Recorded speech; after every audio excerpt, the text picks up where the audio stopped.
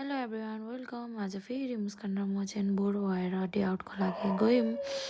हामी चाहिँ हेभेन डाँडा गएको यतिखेर चाहिँ अनि मैले चाहिँ पछाडि बसेर भिडियो गर्दैछु अनि मुस्कान चाहिँ अगाडि राइड गर्दैछ। अनि हामी चाहिँ पुग्यो त्यहाँनिर अनि यो चाहिँ धेरै नै चेन्ज भएको रहेछ हेभेन डाँडा। पहिला हामी गएको भन्दा यिनीहरू पनि थियो अनि हामी खोज्दा खोज्दा बल्ल त्यो बाटो पायो अनि यहाँदेखि तल जाने। अनि यहाँ तल चाहिँ दामी भ्यू हुन्थ्यो क्या, जस यो ग्रिनेरी भएको भए चाहिँ दामी हुन्थ्यो। तर हामी चाहिँ उजाड भएको बेला गएछ, तर पनि एकदम अर्कै फिल भयो हावाहरू आउने।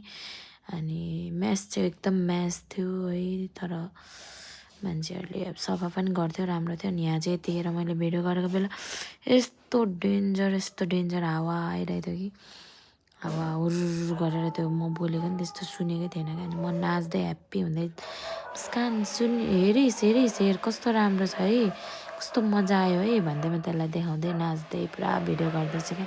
अनि त्यो पनि ह्याप्पी हुँदै हाँस्दैछ है भन्दै। अनि उजाड भएको बेला गएछौँ तर पनि एकदम मजा आयो, दुईजनाले टाइम स्पेन्ड गऱ्यो। अनि यो चाहिँ त्यहाँनिर थुक्पा खाएको, मुस्कान चाहिँ भेज खाएको, म चाहिँ पर्क खाएको। मैले चाहिँ अघि आधी खाइसकेर अनि क्या। अनि हामी चाहिँ फर्क्यौँ त्यहाँदेखि ह्याप्पी रमाइलो गरेर। अनि यो चाहिँ म ह्याप्पी हुँदै भिडियो गर्दै पुरा पछाडि मुस्कानलाई पनि के गफ हान्दै उफ्रिँदै नाच्दै जाँदैछ। अनि त्यहाँ फोटो हान्नु पऱ्यो नि त, फोटो हान्यो, यहाँ पनि हान्यो सनसेट गर्ने।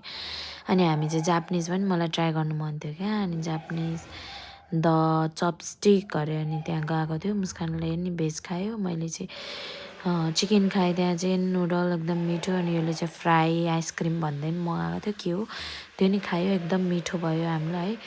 यो चाहिँ उता बगरकोटतिर पर्दो रहेछ, द चपस्टिक भन्ने भाइरल थियो र गएको। खासै मिठो चाहिँ लागेन, तर सबै मिठै